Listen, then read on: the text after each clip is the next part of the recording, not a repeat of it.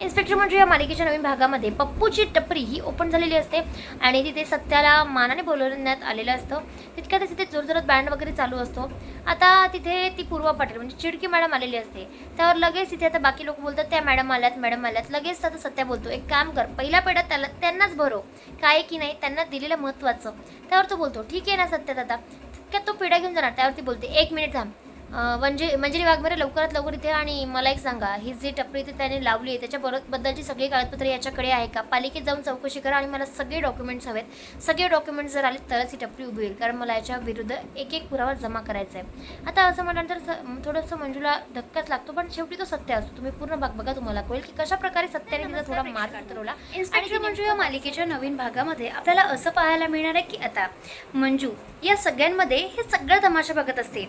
खरं तर पूर्वा पाटीलला अडकवण्यासाठी सत्याने जो काही तमाशा घातलेला असतो ना, तो सगळे पाहायला उभे असतात, म्हणजे पत्रकार परिषद सगळं. आणि सत्य देखील एका गाडीच्या मागून बघत असतो. खरं तर तो आता तिथे धीटपणे उभा असतो, कारण त्याचीच बाजू सत्याची असते. आता शेवटी या सगळ्यानंतर तिथे सगळे पत्रकार विचारतात, मॅडम तुम्ही काय करताय? पूर्वा पाटील समोर सगळ्यांचा प्रश्नाचा वर्षाव चालू असतो. त्यावर लगेच ती बोलते, हे बघा तुम्हाला खरं सांगायचं झालंय की कामाचं लोड खूप आहे आणि त्या लोडमध्ये आम्हाला ही असली फालतूची नाटकं नकोत, किंवा हा आवाज आम्हाला खूप डिस्टर्ब करत होता आणि म्हणून मग मी त्याची अवजारं आमच्याकडे घेतली, बाकी काही नाही. त्यावर त्यातले एक पत्रकार बोलते, मॅडम आम्हाला एक सांगा, तुम्ही हे सगळं वागून अन्याय नाही का करत आहे? त्यावर ती लगेच बोलते, अहो अन्याय कसला, जे खरं आहे ते खरं आहे ना, आणि यात आमची काहीच चूक नाही आहे. आणि ती आता सगळे आरोप फेटाळण्याचा प्रयत्न करते. त्यावर दुसरी पत्रकार लगेच बोलते, मॅडम तुम्हाला असं वाटत नाहीये का की तुम्ही गरिबांवर अन्याय करताय? अहो तो माणूस त्याच्या पोट्या पाण्यासाठी करतोय. नाही, इकडे सत्याकडे बघतो आणि सत्य आता त्याला नाही म्हणून बोलतो, म्हणजे काहीच नाही राहिले. आता असं म्हटल्यानंतर पत्रकार तर तिथून निघून गेलेले असतात, पण आता तिथे पप्पा मात्र खूप आनंदी होतो. इकडे पूर्वा पाटीलचा राग अनावर होतो. ती सत्याजवळ त्याने बोलते, काय रे मला एक सांग, हे सगळं तू मुद्दामून करतोयस ना? आणि सत्या तुला कळतंय का तू काय वागतोयस? त्यावर तो लगेच बोलतो, होय ना मला चांगलंच कळतंय. त्यावरती बोलते, ही पूर्वा पाटील तुला अजिबात सोडणार नाहीये, तुला या सगळ्याला चांगलंच भोगावं लागणार आहे. त्यावर आता तो लगेच बोलतो, हे बघा मॅडम, हा सत्या कुणालाच भीत नाही, आणि कारण या सत्याची बाजूच खऱ्याची असते ना. आणि तसंही मी एक सांगू का, तुम्ही तुमचा विचार करा. तितक्यात ती लगेच बोलते, कसं असतं ना सत्या, तुला माहीत नाही आहे आमचं काम कसं आहे, आणि जर मी कामाला लागले ना तर तुझे हात होरपाळून टाकतील. त्यावरती तिथे लगेच सत्या बोलतो, नाही ते सगळं ठीक आहे मॅडम, पण एक लक्षात ठेवा, माझं काम आणि माझं सत्य सगळ्यांच्या समोर माहितीच, पण तुमचं हे सगळं करता करता कधी तुमच्या हाताला मलमपट्टी करावी लागली तर बघा. आणि तसंही त्याने चांगलाच तिला टोमणा दिलेला असतो. त्यावर तो लगेच बोलतो, बाकी तर आहेच मी, आता तुम्ही तुमचं बघा. आणि काय ते बाकी तितक्यात तिला टोमणा बसलेला असतो. ती रागात तिथून निघून जाते आणि आता ती आपल्या इकडे म्हणजे ती आपल्या केबिनमध्ये आलेली असते. इकडे लगेच ती आता सत्याजवळ मंजू त्यांनी बोलते, वा सत्या एकदम कमाल केलीस तू. त्यावर तो बोलतो, हायच की मी मग तसा. आता असं म्हणून तिथे ती शांत तर होते, पण इकडे आता पूर्व पाटील मात्र विचारच करते. तिला तोच आठवत असतो, म्हणजेच काय तर सत्याने आपल्याला बोललेलं आणि सगळ्या व्यक्तींनी आपल्या विरोधात साक्ष दिलेली, सगळेच आपल्या विरोधात आलेले वगैरे वगैरे. ती तिथे बोलते, सत्या तू जे वागलास ना ते तुला चांगलेच कर्म भोगावे लागतील. ती आता तिथे ओरडते आणि बोलते, तुला मी चांगलंच याच्यात काढणार आहे, आणि असं तुला कम्प्लिटली याच्यातून संपवून टाकेल ना तर बघच. आणि ती तिथे आता किंचाळत असते. इकडे मात्र सत्या आणि मंजू हे दोघेजण टेरेसवर असतात. त्यावर लगेच मंजू बोलते, सत्या आता मला खूप भीती वाटते, तुझे काही वागलायस ना ते खूप चुकीचं वागलायस, काय गरज होती तुला या सगळ्यामध्ये पडायची? आणि तसंही ती पूर्वा पाटील मॅडम ना खूप वेगळी आहे, ती डोक्यात घेऊन बसते सगळ्या गोष्टी. आणि महत्त्वाचं सांगू का, म्हणजे मी तुला, तू हे जे वागलाय ना ते तिच्या डोक्यात बसले, तिने तुला हिट केलं तर, आणि तू हिट लिस्टमध्येच असणार. ऑलरेडी तिने तुझी फाईल ओपन केली आणि त्याच्यात तू असं वागतोयस, कशाला काय गरज होती तुला असं सगळं वागायची? त्यावर तो लगेच बोलतो, हे बघा तुम्ही काळजी करू नका, तुम्हाला काय वाटतंय हे सगळं माझ्या डोक्यात आधी आलं नसेल तर माझ्या डोक्यात आधीच आलं होतं, पण तुम्ही याची अजिबात काळजी करू नका, मी सगळी सेट करून ठेवली फिल्डिंग, आणि तुम्ही या सगळ्यामध्ये माझ्यासोबत हे मला माहीतच आहे. त्यावरती बोलते, पण सत्या. त्यावर तो बोलतो, पण बिन काही नाही वाघमारे, चला आता खूप रात्र झाली, तुम्हाला माझ्यावर विश्वास आहे ना, आणि तुम्ही या माझ्या गोष्टी लक्षात ठेवल्यात की नाही? ती थोडा विचार करून बोलते, होय म्हणा ठेवला तर सही, आणि आहे माझा तुझ्यावर विश्वास. त्यावरती लगेच तो बोलतो, बरोबर आहे तुम्ही शहाणे आहेत ना, मग तुम्हाला राहणारच की. त्यावर तिथे लगेच ती बोलते, नाही असं तुम्ही मुद्दामूनच करताय, आणि आम्ही असं पोलिसांना ओळखतो, तुम्ही त्यातलेच आहेत असं. आता असं कंटिन्यू ती तिथे म्हणत असते. त्यावर लगेच ती बोलते, एक मिनिट थांबा, तुम्हाला काय म्हणायचं आहे? अहो आम्हाला डिस्टर्ब होत होतं म्हणून मी काम थांबवलं. त्यावर सत्या तिथे आता पत्रकारांना उकसवून देण्याचा पूर्णपणे प्रयत्न करतो. तो बोलतो, हे बघा जे ह्या करतायत ना ते खूप चुकीचं आहे, कारण त्या गरीब साध्या सुध्या माणसाच्या पोटाचा प्रश्न आहे, ते असं मुद्दामून करताय. त्यावर लगेच ती पत्रकार परिषद भडकतात आणि बोलतात, बरोबर आहे मॅडम तुमचं, तुम्ही हे वागून खूप चुकीचं करताय. म्हणजेच काय तर अन्याय करायला तुम्ही मागे पुढे पाहतच नाहीये, हेच याचाच अर्थ होतो ना. आणि असं म्हणून तिथे ते कंटिन्यू बोलत असतात. त्यावर लगेच ती बोलते, हे बघा तुम्हाला काहीतरी गैरसमज होतोय, मी मुद्दामून हे सगळं नाही करते. त्यावर लगेचच तिथे आता ती पत्रकार बोलतात, बरोबर आहे मॅडम, तुम्ही माफी मागायचं सोडून सगळं सोडून त्यांच्यावरच आरोप करताय, सगळे फेटाळून लावताय तुमच्यावरचे आरोप. तुम्हाला वाटते की तुम्ही बरोबर आहात, पण चुकीचं आहे मॅडम. आणि सगळे प्रश्न उत्तरं ही तिच्यावर फोकस असतात आणि खरं तर कॅमेरा वगैरे चालू असतात. त्यामुळे ती बोलते, बरं एक मिनिट शांत राहा, मला एक सांगा, तुम्हाला असं वाटतंय ना की मी सगळ्यांच्या समोर या व्यक्तीची माफी मागावी? त्यावर पप्प्या बोलतो की होय होय. आता असं म्हटल्यानंतर लगेच ती बोलते, ठीक आहे मग येसू तू समोर ये रे, असं ती बोलते. त्यावर लगेच ती बोलते, हे बघा जे काही झालंय ना आतापर्यंत त्यासाठी मी माझ्या मनाने आणि सगळी माफी मागण्याचा प्रयत्न करते. तुम्हाला जर काही त्रास झाला असेल तर त्याबद्दल सुद्धा मी दिलगिरी व्यक्त करते. त्यावर तो लगेच नाही म्हणतो, कारण त्याने सत्याकडे बघितलेलं असतं. त्यावर सत्या नाही म्हणतोय पण तो बोलतो, असं कसं मॅडम, तुम्ही आमचे सगळे अवजार तुमच्याकडे घेतले आणि माझ्या कामगारांचा वेळ तो त्यांचे पैसे त्याचं कसं काय? त्यावरती लगेच बोलते, तुमची अवजारं आम्ही आताच्या आत्ता परत करू आणि तुमचा जो काही कामाचा मोबदला असेल तो पण देऊन टाकू.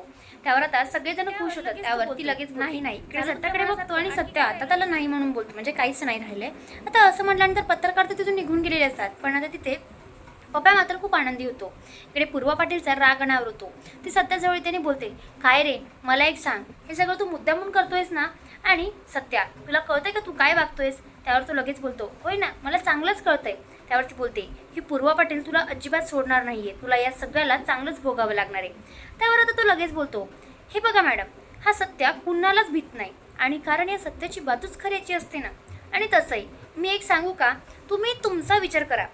तितक्यात ती लगेच बोलते, कसं असतं ना सत्या, तुला माहीत नाही आहे आमचं काम कसं आहे, आणि जर मी कामाला लागले ना तर तुझे हात पाडून टाकतील. आता त्यावरती तिथे लगेच सत्या बोलतो, नाही ते सगळं ठीक आहे मॅडम, पण एक लक्षात ठेवा, माझं काम आणि माझं सत्य सगळ्यांच्या समोर माहितीच, पण तुमचं हे सगळं करता करता कधी तुमच्या हाताला मलमपट्टी करावी लागली तर बघा. आणि तसंही त्याने चांगलाच तिला टोमणा दिलेला असतो. त्यावर तो लगेच बोलतो, बाकी तर आहेच मी, आता तुम्ही तुमचं बघा. आणि काय ते बाकी तितक्यात तिला टोमणा बसलेला असतो. ती रागात इथून निघून जाते आणि आता ती आपल्या इकडे म्हणजे ती आपल्या केबिनमध्ये आलेली असते. इकडे लगेच ती आता सत्याजवळ मंजू त्यांनी बोलते, वा सत्या एकदम कमाल केलीस तू. त्यावर तो बोलतो, आहेच की मी मग तसा. आता असं म्हणून तिथे ती शांत तर होते, पण इकडे आता पूर्व पाटील मात्र विचारच करते. तिला तोच आठवत असतो. म्हणजेच काय तर सत्याने आपल्याला बोललेलं आणि सगळ्या व्यक्तींनी आपल्या विरोधात साक्ष दिलेली, सगळेच आपल्या विरोधात आलेले वगैरे वगैरे. ती तिथे बोलते, सत्या तू हे जे वागलास ना ते तुला चांगलेच कर्म भोगावे लागतील. ती आता तिथे ओरडते आणि बोलते, तुला मी चांगलंच याच्यात काढणार आहे आणि असं तुला कम्प्लिटली याच्यातून संपवून टाकेल ना तर बघच. आणि ती तिथे आता किंचाळत असते. इकडे मात्र सत्या आणि मंजू हे दोघे जण टेरेसवर असतात. त्यावर लगेच मंजू बोलते, सत्या आता मला खूप भीती वाटते, तू जे काही वागलायस ना ते खूप चुकीचं वागलायस, काय गरज होती तुला या सगळ्यामध्ये पडायची? आणि तसंही ती पूर्वा पाटील मॅडम ना खूप वेगळी, ती डोक्यात घेऊन बसते सगळ्या गोष्टी. आणि महत्त्वाचं सांगू का, म्हणजे मी तुला तू हे जे वागलाय ना ते तिच्या डोक्यात बसले, तिने तुला हिट केलं तर, आणि ती तू हिटलिस्टमध्येच असणार. ऑलरेडी तिने तुझी फाईल ओपन केली आणि त्याच्यात तू असं वागतोयस, कशाला काय गरज होती तुला असं सगळं वागायची? त्यावर तो लगेच बोलतो, हे बघा तुम्ही काळजी करू नका, तुम्हाला काय वाटतंय हे सगळं माझ्या डोक्यात आधी आलं नसेल तर माझ्या डोक्यात आधीच आलं होतं, पण तुम्ही याची अजिबात काळजी करू नका, मी सगळी सेट करून ठेवली फिल्डिंग, आणि तुम्ही या सगळ्यामध्ये माझ्यासोबत हे मला माहीतच आहे. त्यावरती बोलते, पण सत्या. त्यावर तो बोलतो, पण बिन काही नाही वाघमारे, चला आता खूप रात्र झाली, तुम्हाला माझ्यावर विश्वास आहे ना, आणि तुम्ही या माझ्या गोष्टी लक्षात ठेवल्यात की नाही? ती थोडा विचार करून बोलते, होय म्हणा ठेवला तरच आहे, आणि आहे माझा तुझ्यावर विश्वास. त्यावरती लगेच तो बोलतो, बरोबर आहे तुम्ही शहाणे आहेत ना, मग तुम्हाला राहणारच की. त्यावर तिथे लगेच ती बोलते, नाही नाही त्याला किस सुद्धा करते आणि मिठी वगैरे मारतात. आता हे फोटोज जे असतात ना ते मम्मी साहेब क्लिक करते. तितक्यात सत्याला भास होतो, त्याच्यामुळे तो पटकन तिथे धावत जातो आणि बोलतो, कोण आहे इथं? त्याला पूर्णपणे शंका आलेली असते. त्यावर तिथे लगेच ती बोलते, का रे सत्या असं झटकलंस का? कारण त्याने तिला दूर ढकललेलं असतं.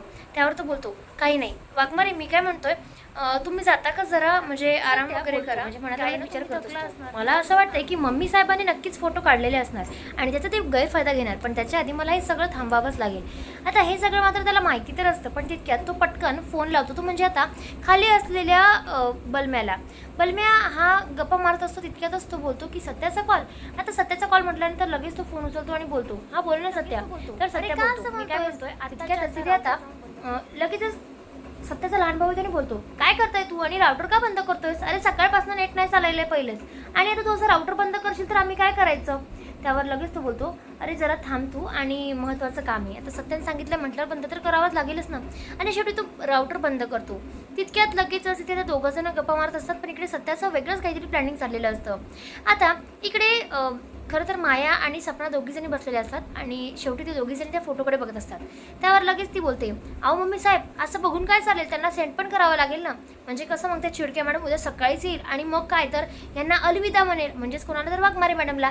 हेच तर आपल्याला हवं आहे की नाही? त्यावरती बोलते, होय होय चल लवकर सेंड कर बरं तिथे. आणि सेंड करायला बघते आणि शेवटी सेंड करते, पण लोडच होत असतं कारण तिथे नेटचं अवेलेबलच नसतं, त्याच्यामुळे ते लोडिंगमध्येच असतं.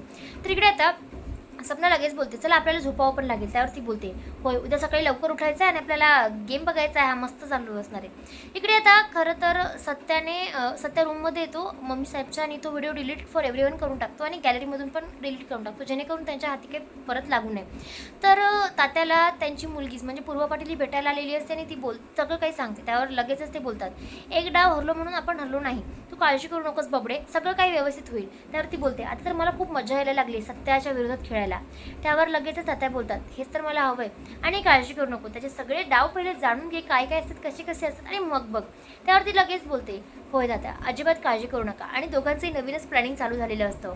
तर इकडे आता मंजू जी असते ना, तिला काही कळत नसतं की नेमकं काय चाललंय. तर इकडे तात्या बोलतात, पण लक्षात ठेव, म्हणजे तिला समजून सांगतात, तुला काय वाटतं हे असले तसले गेम खेळायला तो काही लहान नाही आहे, आणि त्याला हे सगळे खूप कमी वाटतात. मला असं वाटतं की तू एकदम हुशारीने खेळ आणि त्याचे डाव समजून घेऊन त्याच्यावर वार कर. त्यावरती बोलते, इतक्या सहजासहजी तो हरणारातला नाही आहे, त्याला खालून खणत आणावं लागेल आणि मग सगळं करावं लागेल.